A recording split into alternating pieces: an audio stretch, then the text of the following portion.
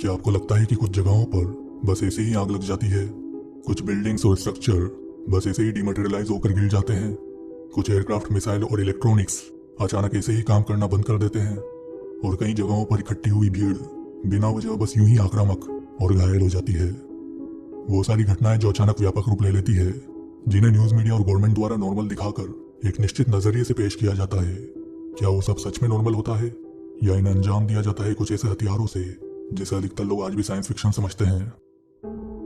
Direct energy weapon, ये एक umbrella term या कहे तो व्यापक रूप से इस्तेमाल किया जाने वाला वो शब्द है जो हाईली फोकस एनर्जी बीम का इस्तेमाल करते हैं, जिसमें high energy lasers, high power radio frequency microwaves और पार्टिकल बीम जैसी चीजें आती है। ये डायरेक्ट एनर्जी वेपन को ड्रोन, सैटेलाइट टावर्स और बिल्डिंग जैसी कई जगहों में इंस्टॉल कर उनसे किसी दूर ऑब्जेक्ट को लाइट से भी तेज स्पीड में हाई एक्यूरेसी के साथ टारगेट कर सकते हैं। इन वेपन्स की विनाशकारी शक्ति उनके द्वारा इस्तेमाल की गई एनर्जी पर डिपेंड करती है, जो अलग अलग फ्रीक्वेंसी, एनर्जी और बीम पैटर्न के आधार पर अलग अलग पर्पस में इस्तेमाल होती है। डायरेक्ट एनर्जी वेपन्स को हम इनके बीम के आधार पर बांट कर समझ सकते हैं, जिसमें एक है हाई एनर्जी लेजर बीम, जिसके बारे में आप जानते ही होंगे। लेजर्स जो लाइट एनर्जी को एक मीडियम से एम्पलीफाई और कॉन्सेंट्रेट करने के प्रिंसिपल पर काम करती है, जिसकी डैमेजिंग पावर उसके आउटपुट और टारगेट रेंज पर डिपेंड करती है, जो स्टील, मेटल, चट्टान और डायमंड को भी बड़ी आसानी से काट सकती है और उन्हें शेप दे सकती है, जिनका प्रयोग एंशिएंट आर्किटेक्चर और कलाकृतियों में भी हुआ है। वो सारी चीजें कोई छेनिया तोड़े से नहीं बनी है। ये हाई एनर्जी लेजर बीम किसी भी व्हीकल के फ्यूल टैंक, प्रेशर कंटेनर्स और मिसाइल को आसानी से टारगेट कर वहीं फोड़ सकती है, बिल्डिंग्स और जंगलों में आग लगा सकती है और वो सारी चीजें कर सकती है जो आप इसको लेकर सोच सकते हैं। डायरेक्ट एनर्जी वेपन का दूसरा बीम टाइप है हाई पावर रेडियो फ्रिक्वेंसीज और माइक्रोवेव्स, जो 10 मेगाहर्ट्ज से लेकर 100 गीगाहर्ट्ज की फ्रीक्वेंसी रेंज में काम करते हैं। ये गीगाहर्ट्ज और मिलीमीटर फ्रीक्वेंसीज अब मोबाइल फोन्स के ब्लूटूथ, वाईफाई और 5G में भी इस्तेमाल होती है, पर इसमें इस्तेमाल की गई पावर इसे एक घातक हथियार बनाती है, जिसकी क्षमता को आप सब जानते ही होंगे माइक्रोवेव ओवन से, जो 2.5 गीगाहर्ट्ज और उससे भी कम फ्रीक्वेंसीज का इस्तेमाल कर हीटिंग रेडिएशन से खाना पका देता है। उसी तरह direct energy weapon in high power microwave frequencies को लेजर की तरह बीम कर किसी भी इलेक्ट्रॉनिक सिस्टम, मटेरियल और बॉडी को पेनिट्रेट कर जला सकते हैं। ये इससे EMP अटैक बनाकर इलेक्ट्रॉनिक डिवाइस भी डिस्टर्ब और डिसेबल कर सकते हैं। हाई पावर लेजर की तुलना में ये माइक्रोवेव्स एटमॉस्फेरिक एनवायरनमेंट और मौसम से ज्यादा प्रभावित नहीं होते हैं। वो धुंध और कोहरे में भी आसानी से काम कर लेते हैं।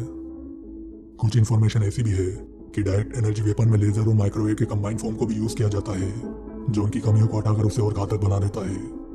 इन माइक्रोवेव फ्रीक्वेंसीज को बायोलॉजिकल और न्यूरोलॉजिकल हथियार की तरह भी इस्तेमाल किया जाता है।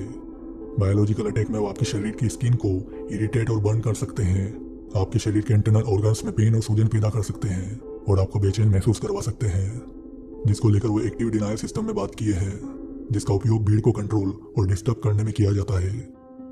ये इन माइक्रोवेव से आपके कानों में तेज आवाज उत्पन्न कर आपको कुछ समय के लिए बहरा भी कर सकते हैं, जिसे मेडुसा नाम के वेपन में बताया गया है।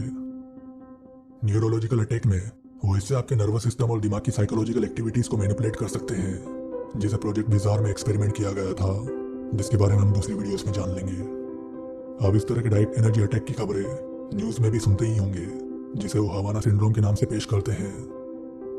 तो DU का तीसरा बीम टाइप है पार्टिकल बीम और प्लाज्मा बीम, जिसके बारे में ज्यादा इन्फॉर्मेशन पब्लिकली अवेलेबल नहीं है, पर आप इसके नाम से ही समझ सकते हैं कि इस बीम का क्या पर्पस होगा। ये इससे हाई एनर्जी सब एटॉमिक पार्टिकल्स को टारगेट पर बीम कर उसके एटॉमिक और मॉलिक्यूलर स्ट्रक्चर को डैमेज कर सकते हैं। ये हाई एनर्जी पार्टिकल बीम किसी भी स्ट्रक्चर और मैटर को डैमेज कर उसे फ्रैक्चर और डस्ट में भी बदल सकती है। ऐसा माना जाता है कि 9/11 में भी इस तरह की बीम का इस्तेमाल किया गया था बिल्डिंग गिराने में, क्योंकि वहां आसपास मौजूद लोगों ने उस वक्त भारी मात्रा में धूल को देखा था और कोलैप्स साइट पर काम करने वाले लोगों का भी कहना था कि बिल्डिंग के मलबे में कंक्रीट के टुकड़ों और पत्थरों की बजाय अधिकतर धूल मिट्टी थी, जो दिखा रहा था कि कंक्रीट डिसइंटीग्रेट होकर डस्ट बन गया था। तो इस तरह की एडवांस टेक्नोलॉजीज जो नॉर्मल लोगों की कल्पना से परे है, वो उनके पास बहुत पहले से ही है, जिसे वो मूवीज और फिल्मों से भी डिस्क्लोज करते रहते हैं। ये इनका प्रयोग समय समय पर एक निश्चित पर्पस और एजेंडा से भी करते हैं, पर जानकारियों के अभाव में लोग इस तरह की घटनाओं को नॉर्मल और प्राकृतिक कहकर बिना ज्यादा सोचे एक एजेंडा के बहाव में चलते जाते हैं, जिसके कारण का अनुभव उन्हें समय निकलने के बाद होता है। तो जंगलों और शहरों में आग ऐसे ही नहीं लग जाती है, जो बिना रुके कई किलोमीटर्स तक बस फैलती जाती है, जिसमें बिल्डिंग्स और घास तो जलकर पिघल जाती है, पर कहीं पेड़ बस ऐसे ही खड़े रह जाते हैं।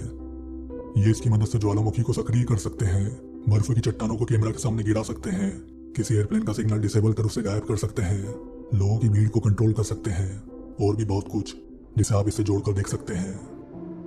वीडियो अच्छी लगे तो लाइक और शेयर करें ताकि इन्फॉर्मेशन की विजिबिलिटी और लोगों तक बढ़ सके, और अपडेटेड कनेक्टेड रहने के लिए डिस्क्रिप्शन में दिए चैनल्स को सब्सक्राइब कर लें।